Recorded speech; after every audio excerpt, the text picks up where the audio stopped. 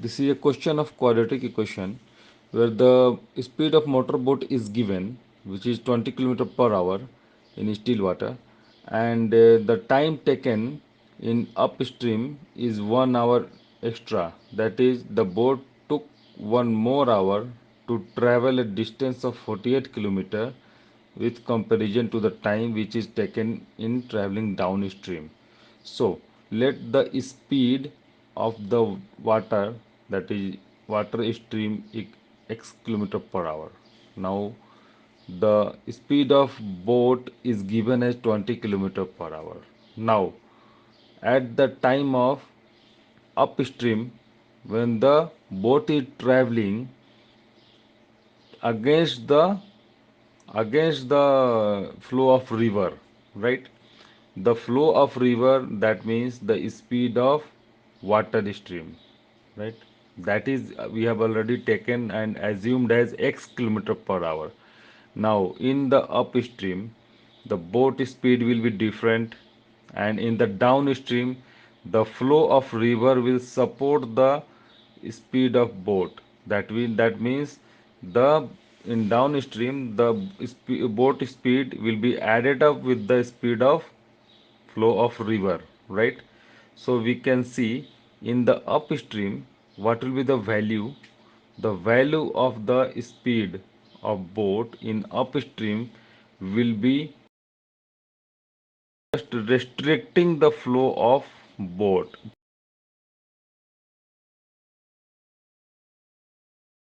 20 kilometer is the speed of boat. Then in upstream, the flow of river will restrict, then the effective speed will be 20 minus x kilometer per hour. Similarly, in downstream, the speed of boat is 20 plus x kilometer per hour, right? Because that is added up since it supports the movement of boat. Now, as per the question, the time taken to travel the same distance in upstream and downstream have a difference of 1 hour, right? So time taken upstream is extra than the time taken in traveling downstream, right? So what we will do, we'll just assume how to go ahead. Okay, so here the time taken upstream is 48 divided by 20 minus x. You know the formula of speed, that is speed equal to distance by time.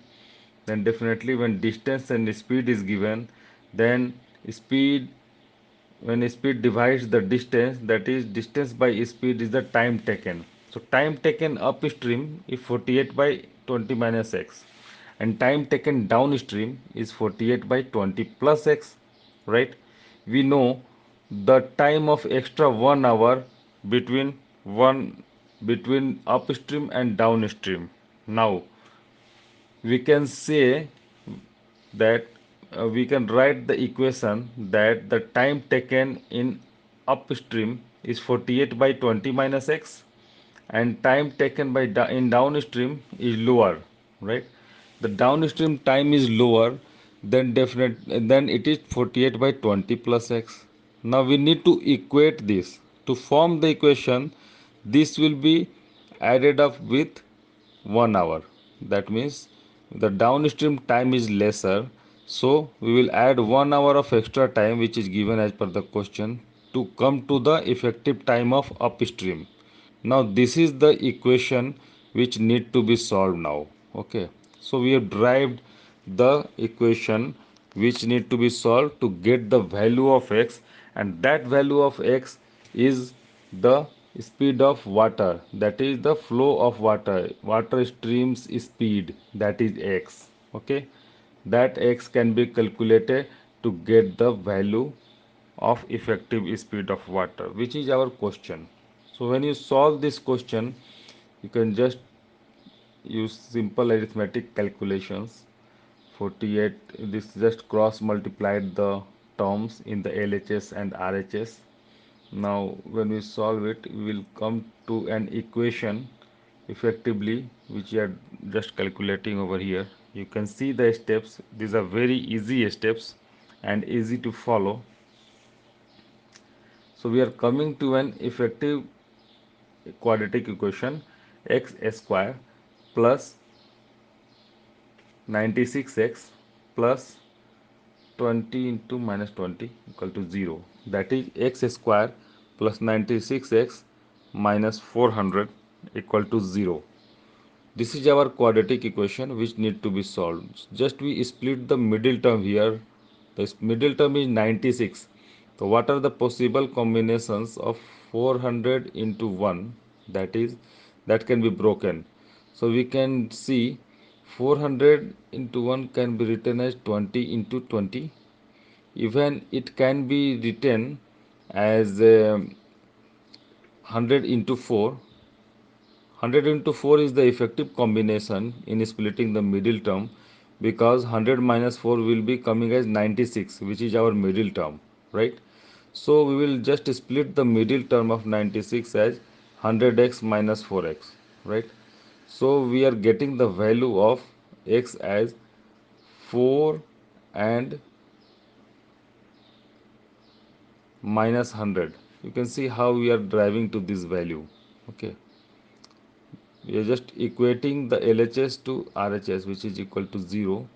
So we are coming to an value of x which is equal to 4 and minus 100. But we know, students, the speed can't be negative, right? Speed cannot be negative, so we are simply considering the value of x equal to 4 and discarding the value of minus 100. So we derived to our solution, our answers, that is speed cannot be, that x equal to 4, since the speed cannot be negative, and 4 kilometer per hour is the effective speed of still water, speed of water stream, right? Thank you. So these questions are very easy. You can just simply put up the values. You can just apply simple arithmetic calculations, and the basic concept of speed and distance is used. Speed equal to distance by time. We put up the values, equate the effective time in upstream and downstream, okay, and just solve to get the value of x, which is the requirement which we need to calculate the speed of stream, right? So this question is solved. I will just ask you to subscribe to my channel and like and put down your